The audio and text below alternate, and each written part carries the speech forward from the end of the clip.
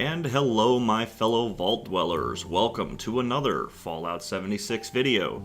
Now in today's video I'm going to be going over a question that I commonly see being asked on Reddit and is probably a question on a lot of people's minds who've held off, and that question is, should I buy Fallout 76 now that it's January 2019 and multiple patches have come out to fix the bugs? And the short answer, in my opinion, is yes. Now, I'm going to go into the reasons that I believe you should play it, reasons you might want to avoid it, depending upon your playstyle and stuff like that, and just my overall take on the game. Now, just to give you some backstory into why my opinion should matter to anyone, I am considering myself a die-hard Fallout fan. I've played since the very first one came out in 1997. I immediately bought the second one the day that it was released, and I've been playing ever since then. Now, I will admit that with Fallout 3 came out, I was kind of skeptical that they were going with a first-person shooter style RPG with it, but they've since made a believer out of me. Now, I bought Fallout 76 pre-order so that I could get access to the beta and get my hands on it as soon as possible. And while I will fully and freely admit that it was released too early and that it was released in a very buggy and broken state in a lot of ways, that I have found that I love this game in spite of its many flaws. Now, let's go ahead and jump into some of the reasons why you should buy it. And then I'll alternate reasons you should, reasons you shouldn't. So the first reason that I believe that it is worth buying, especially now that they've released multiple patches fixing a variety of the bugs, is that, yes, there is story here. It is a very different kind of storytelling than what you may have been used to from the other Fallout games, but it is a story and it is fairly immersive if you are playing solo. When you're playing by yourself and you don't have anybody interrupting, listening to holotapes, reading the notes, and you can just kind of take the game at your own pace for your first character or two, I found that this game is much more immersive, much more in-depth, and you absorb a lot more of the environmental storytelling that is going on, because that's how they decided to do storytelling in this game. It's not NPCs giving you a story and then you figuring out some things on your own and getting quests and following it that way. They use the environment to tell the story, and some of it is fairly graphic, some of it is kind of subtle, but all of it tells an interwoven series of stories of people who survived the fall of nuclear weapons and how they overcame those struggles to try and survive, whether as, you know, a responder trying to do the right thing and take care of people and rebuild society, or as a raider where they let their own base desires take over and their struggle and scrabbling for power, you know, eventually lead to their downfall. There's a lot of side stories, there's a lot of little pieces here and there that kind of are designed to give you just enough information to paint a picture in your head that then allows you to kind of fill in the blanks and kind of imagine things how they are, kind of like how a good book does. The other thing that I really like about how they've done their storytelling is that there is quite a bit of emotion in this, in the way that they've told story here. You just have to kind of look for it. Like, as a military veteran myself, I've seen some of the horrors of war firsthand and the kinds of insanities that people will inflict upon one another in the name of their own particular ideologies or beliefs.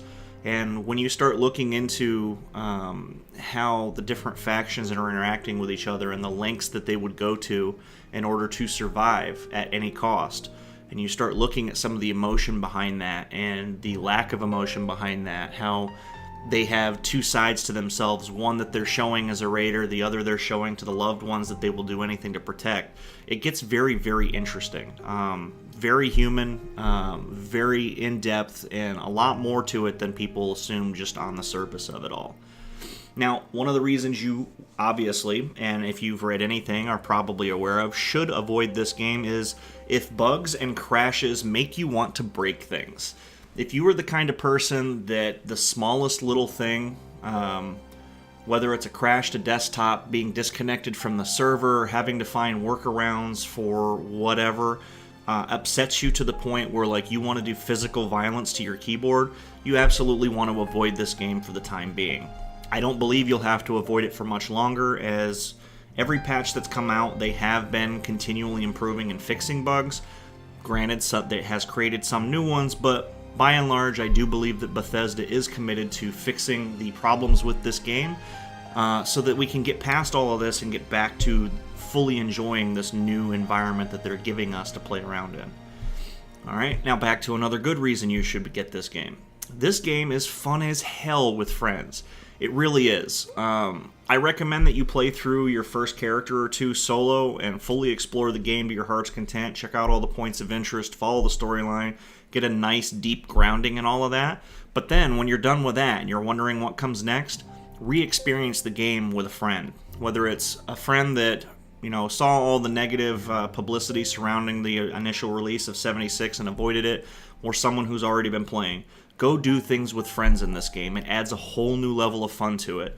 Not to mention the fact that they will be dropping additional content towards the end of January or early February, which is what most people are assuming and seems to be where their posts are saying will happen. That will probably be additional group content and more endgame content. So get your friends in now, get them up to snuff, get them used to the game so that when that new stuff drops, you can go experience it together for the first time and really, really ramp up the amount of fun you're having. Now, a negative side of this is if you are the type of person who takes what people say on the surface purely as the gospel without testing something, putting hands on it, and going into it and developing your own opinion, then yes, you will probably want to and probably will avoid Fallout 76. The people that I know of who initially saw all the negative press surrounding Fallout 76 and avoided the game have since joined the game after watching me stream this game, after watching me make videos of this game and talk about the game and all the fun that I'm having in it. And every single one of my friends who initially bought into it's garbage, it's buggy, it's broken, it's not worth playing, now all play Fallout 76 with me. And they are all having fun. And they will agree, much like I said in the beginning, that we love this game in spite of its many but shrinking flaws. Good thing about this game, there are tons of builds to try out and play with to match any play style. A lot of the builds that were good in Fallout 4 are just as good here, and I expect to see a wider variety of builds in the future as they continue to add content.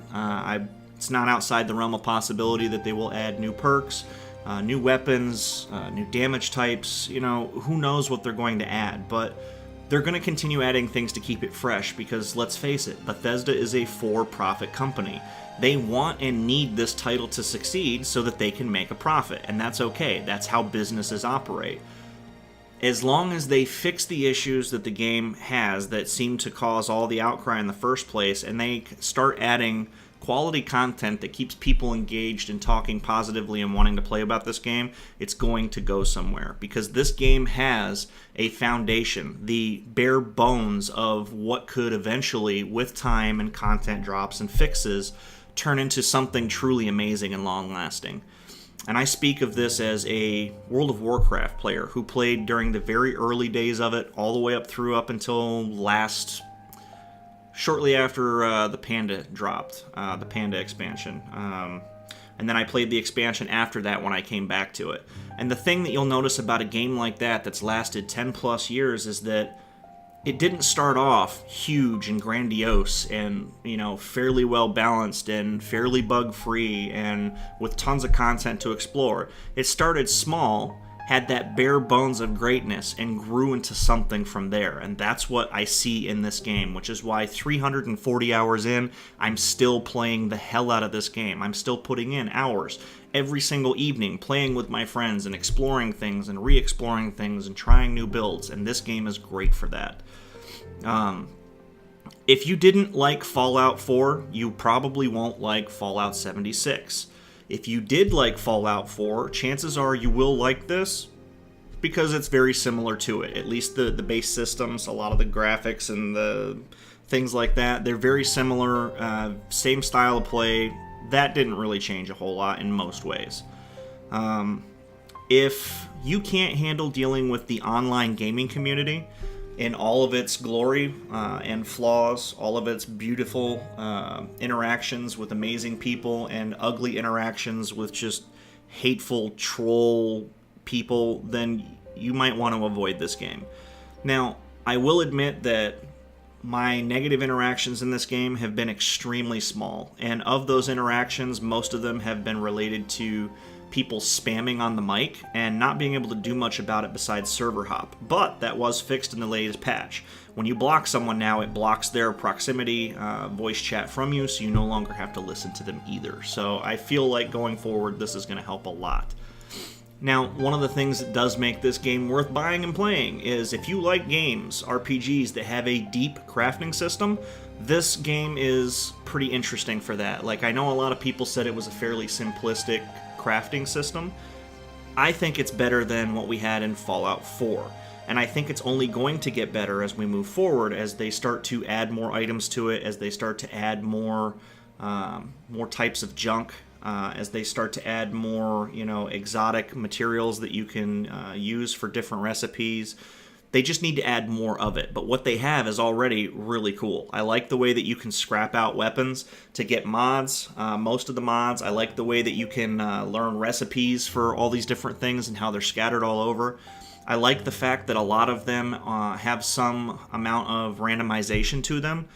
Not because, some people think it's a huge time sink, which it can be, and if you want to look at things negatively, sure.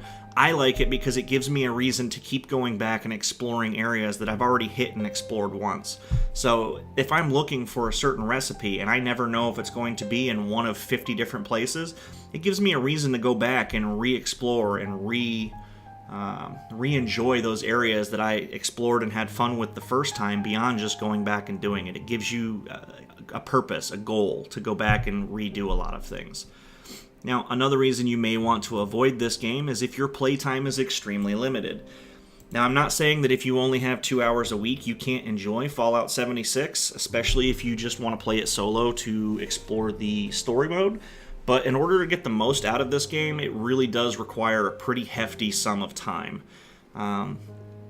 You absolutely can, get your full, 30, 40, 50 bucks worth or whatever you're going to pay for it going forward and just play it 2 hours a week. But I feel like in order to get the most out of a game like this, you need to have the type of time available where you can, at least with one character, get deep into the game, complete all the storyline, do everything, and then take your time and explore a little bit more while waiting for the next content drop. It's just that type of game. At least that's the feel that it has for it. Whether you're creating new characters or whatever to fill the time in between drops, that's kind of how it goes. One of the reasons that I believe that you should buy this game is that this game fills in a lot of blanks in the Fallout universe from right after the bombs fell. Now, there's still a lot of holes in the Fallout universe that I would like to see filled. When there were initially rumors that the next Fallout game might be based in New Orleans, I was pretty excited about that because I feel like the history there, when combined with the Fallout universe, would be pretty interesting. And then another area that I've always wanted to see were other countries and how they were affected after nukes were launched all over, like China. What happened to them? So the fact that we're exploring a little bit more in the US and more in depth in an area like the areas just outside of DC is amazing to me.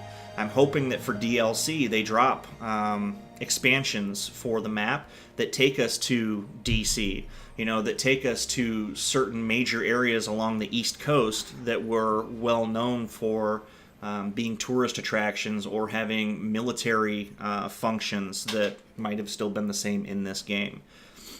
Now, another reason that you may want to avoid this game is if you are someone who is deaf or hard of hearing. It's going to be very hard to enjoy the multiplayer aspects of this game because I don't know why they did it, and it's definitely a pet peeve of mine as my girlfriend was born deaf, and this isn't a game that she would really be able to enjoy with friends because there is no chat. There's no in-game chat of any kind.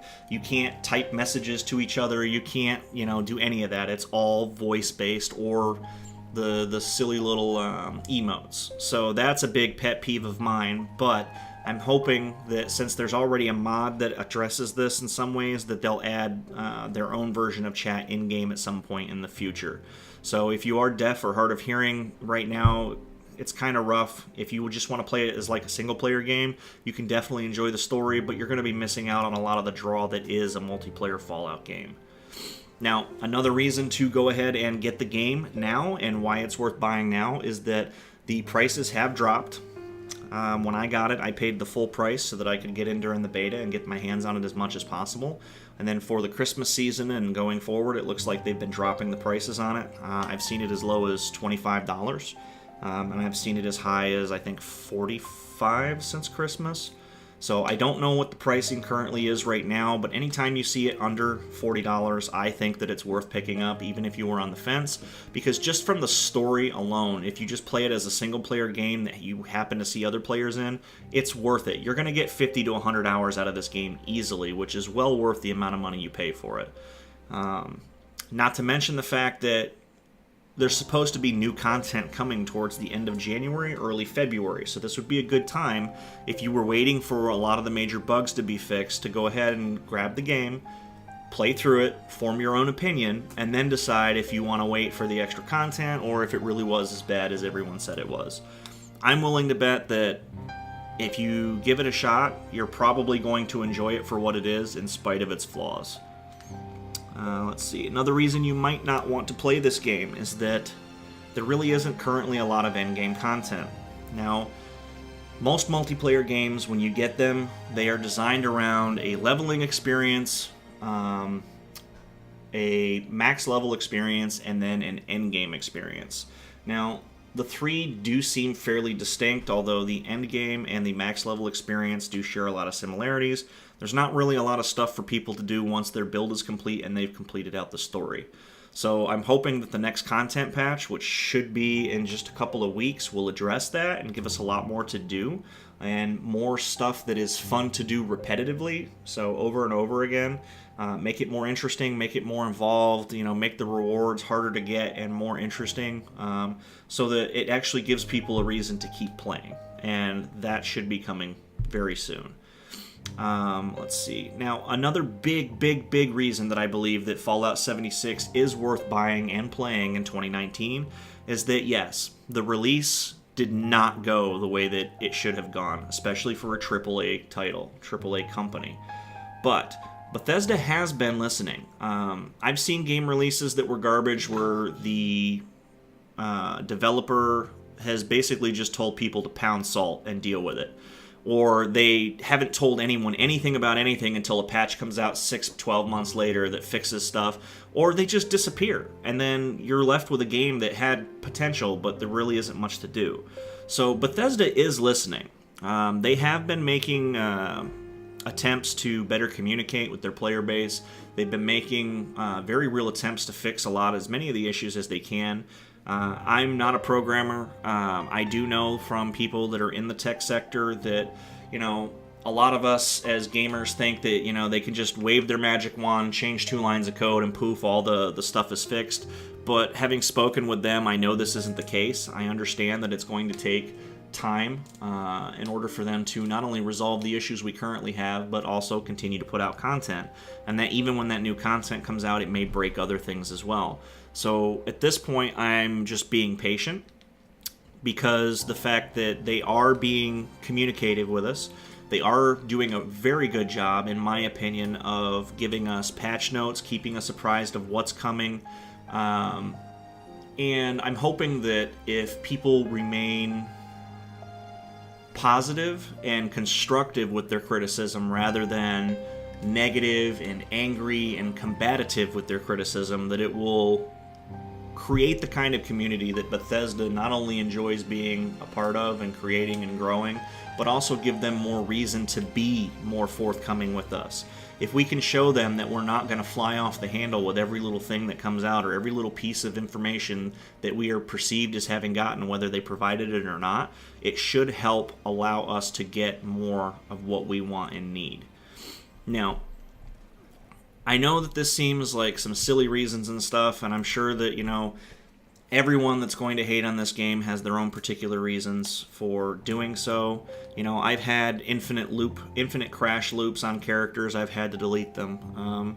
I've had crashing issues because of dupers. I've had issues with my Ryzen card not working properly with Fallout 76 because the engine they're using doesn't really like to use all 16 cores that I have available, and a bunch of other things. But again, most of us playing this game still are playing it in spite of its many flaws and loving it in spite of its many flaws, especially since those flaws are being patched and fixed and removed from the game, allowing us to even more deeply enjoy the things that we love.